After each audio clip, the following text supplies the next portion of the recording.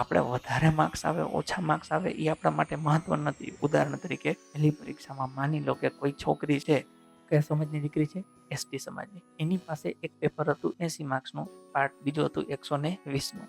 80માંથી એ છોકરીને માની લો કે અહીંયા 40 ટીક કરી નાખ્યા. એટલે ટીક કરી નાખ્યા 40. ઓકે, અહીંયા 120માંથી એને 60 ટીક કરી નાખ્યા સાચા, એને આવડતા હતા એવા. માની લો કે અહીંયા એને 40 કર્યા ને 40 ખોટા ટીક કર્યા. એને ખબર છે કે મને જવાબ આવડતા નથી, તો એને ઠપ કર્યા. અહીંયા 60 કર્યા ને 60 એમને ઠપ કર્યા, જે એના ખોટા પડ્યા. તો હવે એના ખોટા કેટલા પડ્યા?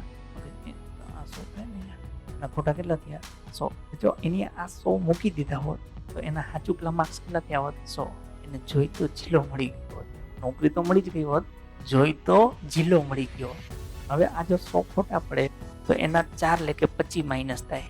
એટલે એના હવે માર્ક્સ કેટલા થઈ ગયા? 75. આ છોકરી નાપાસ થઈ ગઈ. છોકરીની જગ્યાએ તમારા છોકરાને ગણી લ્યો તો એ નાપાસ એની આવડતના લીધે નથી થયો, હોશિયારીને લીધે થયો છે. હું લેવા બસો ટીક કરી શકો, પણ આવડે છે એટલે ટીક કરો, નથી આવડતા તો ઈ કરો, માઇનસ થવા દો ને. આની 100 ઈ કરી નાખ્યા હોત તો હા હો સાચા પડત, 100 ખોટા પડત. માર્ક્સ તો 100 રહ્યા હોત, આ ખોટા પડ્યા એના પછી લઈને ગયો.